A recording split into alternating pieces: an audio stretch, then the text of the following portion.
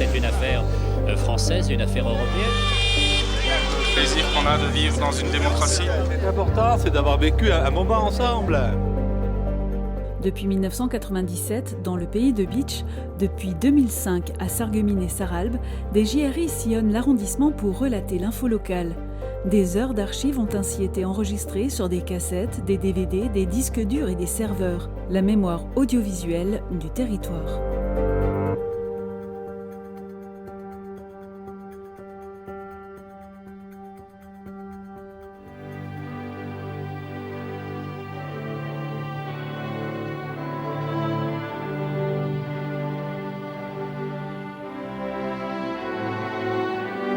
Après plus de 40 jours de carême où l'on a tenté de se priver de certaines choses, voilà enfin le jour tant attendu de Pâques.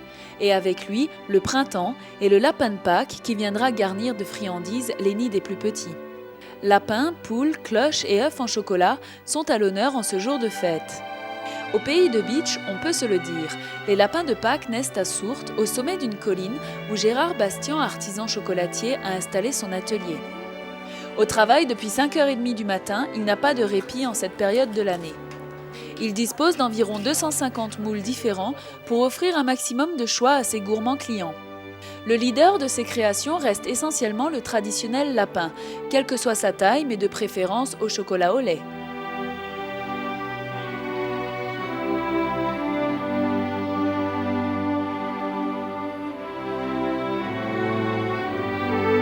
Le chocolat est maintenu en fusion à 25 degrés puis coulé dans le moule.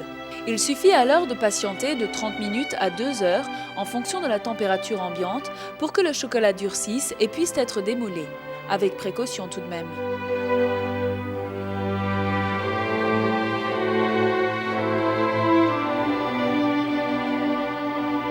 C'est l'épouse de Gérard qui, de la pointe de son pinceau, ajoute une touche personnelle à chaque sujet en y ajoutant des couleurs. L'opération demande une certaine habileté et cet artiste n'en manque pas. 38% de beurre de cacao, 40% de cacao, les 22% restants font partie du secret de fabrication que nous ne découvrirons pas aujourd'hui. Le secret d'un bon chocolat, je vais vous dire, vous pouvez demander à n'importe qui, il n'y aura personne qui va vous le dire directement. Plus qu'un métier, c'est une passion. Et comme on dit, on ne fait bien que ce que l'on aime. Si dans la vie, ce qu'on fait et on n'a pas le cœur avec, ça vaut pas le coup de commencer un travail. C'est comme un pâtissier ou un boulanger. S'il n'aime pas faire son métier, ça vaut pas le coup qu'il le fasse. Il faut aimer faire ça. C'est comme ça. Même si ces lapins, emballés à l'abri de l'humidité, se conservent plusieurs semaines, ils n'y restent jamais très longtemps. Et pour cause. Qu'y a-t-il de plus savoureux et doux au palais que le chocolat ? C'est à se demander comment nos lointains ancêtres ont pu vivre des siècles entiers sans y avoir jamais goûté. À Étain, le programme des travaux de rénovation des écoles se poursuit. Dans un premier temps, ce fut la décentralisation des locaux du centre-village vers l'extérieur avec la réfection complète du bâtiment. Un investissement de plus de 900 000 francs. Aujourd'hui, ce sont les bancs de l'école qui sont mis au rencard et remplacés par du mobilier flambant neuf. On a rénové la totalité des locaux et après cette première rénovation, il est tout à fait évident que nous prenions du mobilier neuf, ça va de soi. Parce qu'il faut que nos enfants, jouissent d'un confort pour pouvoir travailler sérieusement, d'une part, et puis d'autre part, il y a le problème du personnel. Il faut que le personnel enseignant ait, ma foi, des conditions de travail optimales pour pouvoir pratiquer une pédagogie moderne et, dans des locaux confortables. Le nouveau mobilier, composé non seulement de tables et de chaises, mais aussi de tableaux, de bureaux, d'armoires, intègre les règles fondamentales de l'ergonomie. Il faut le savoir, les enfants grandissent de plus en plus vite. Cette année, si j'ai quand même le cas d'un enfant qui était jusqu'à maintenant assis de travers, et pour cause, il n'arrivait pas justement à caler ses genoux sous la table. Les vacances de Pâques furent donc le moment idéal pour la municipalité d'Étain pour procéder au déménagement. En plus des différentes hauteurs de tables et de chaises, le matériel est redimensionnable et adaptable à la taille des enfants. On veut donner quand même aux enfants, le goût du beau. Il y a de locaux neufs, il est logique qu'il y ait du mobilier neuf. Et je pense que par ce biais, les enfants vont le respecter, ce mobilier, et vont respecter l'environnement.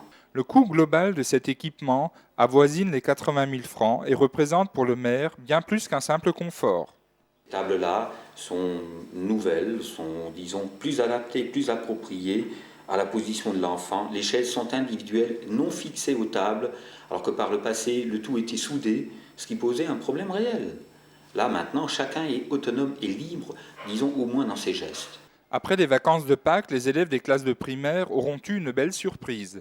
Marion et Émilie ont servi de cobayes lors de l'installation et nous en apportent un avant-goût. Il est super et pratique. On peut régler les tables, on peut les mettre droites les jambes. Et la chaise, elle est bien parce qu'on peut la bouger. On travaillera peut-être plus, mais enfin, on travaillera mieux. Ce projet s'inscrit dans un programme d'ensemble qui sera poursuivi par l'aménagement d'un terrain multisport, d'une aire de jeu pour les enfants et d'un terrain de pétanque. Le tout sera terminé par des plantations variées et pédagogiques. Un investissement de qualité pour un montant global hors subvention de plus de 2 millions de francs.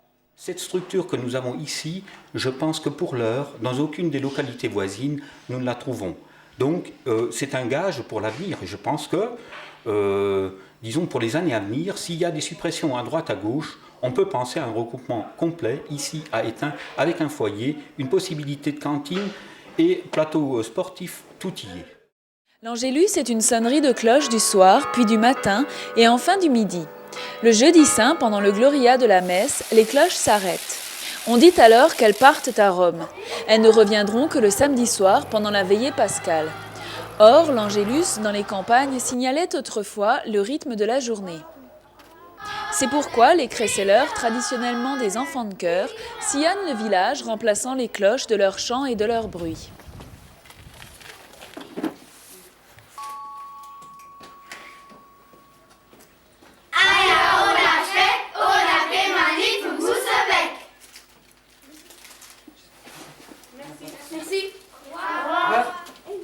Le samedi, après 8 passages, il récolte les fruits d'un bon travail. Même monsieur le curé se fera arrêter à l'Engelsheim. La quinzaine d'enfants ne pouvait pas manquer ça. Merci, monsieur. Au revoir. Avant de rentrer, préparer la fête de Pâques en famille, on partage équitablement le butin de la journée.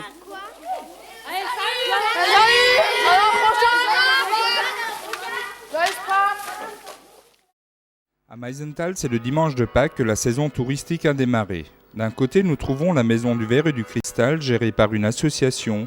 De l'autre, le CIAV, ou Centre International d'Art Verrier, géré par le syndicat des communes du Verre et du Cristal.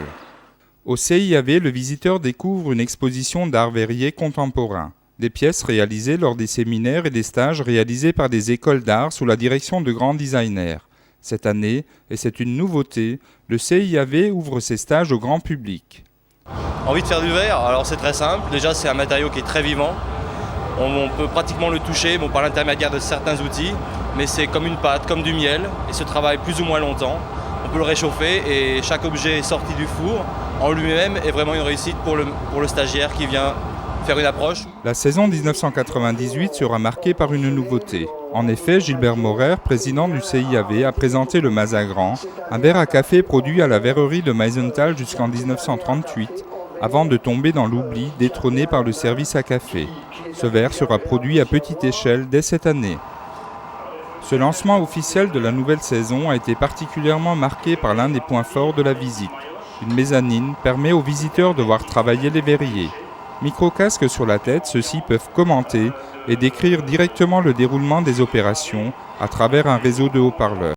Et pour que la communication soit établie dans les deux sens, les visiteurs peuvent à tout moment poser leurs questions à travers un micro à leur portée. Dominique et Jean-Maurice sont ici en train de réaliser un Mazagran, une démonstration alliant savoir-faire et précision du geste. La production de ce verre à café restera néanmoins limitée. Ce n'est pas dans un but de rentabilité en premier lieu, c'est surtout un but historique, c'est-à-dire de retrouver ce qui était fabriqué auparavant à Meisenthal, le savoir-faire des anciens verriers qui malheureusement actuellement est un petit peu en train de se perdre.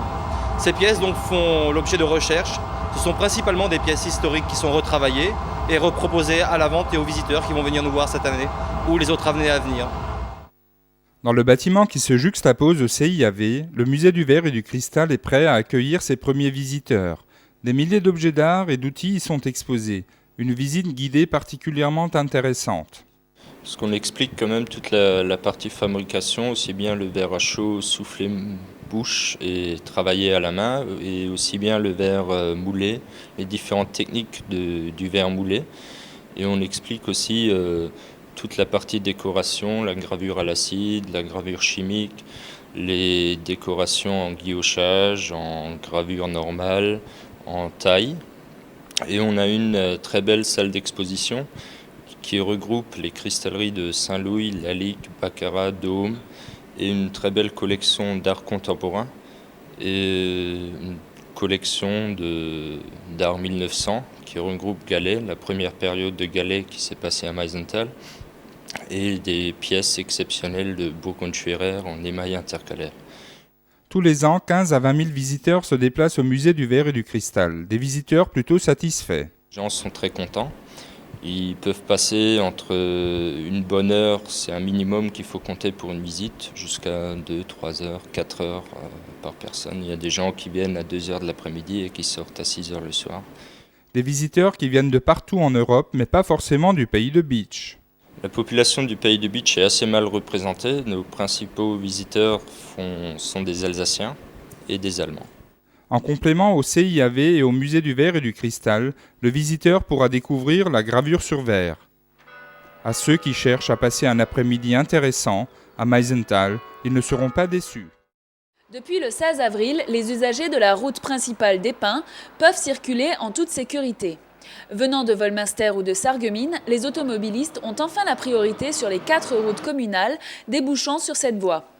Monsieur Noll, ouvrier communal, a profité du beau temps pour marquer le sol et nettoyer les panneaux de signalisation installés 15 jours plus tôt. Les panneaux passages protégés sont pris en charge par la DDE car ils sont placés sur la départementale. Donc la rue principale venant de Volminster, passant par Épins, direction Sarreguemines, étant prioritaire à partir d'aujourd'hui. Ces panneaux ont été conçus essentiellement pour la sécurité des automobilistes. Espérons que ce changement de priorité n'entraînera pas d'excès de zèle de la part des automobilistes. La vitesse autorisée est toujours de 50 km/h.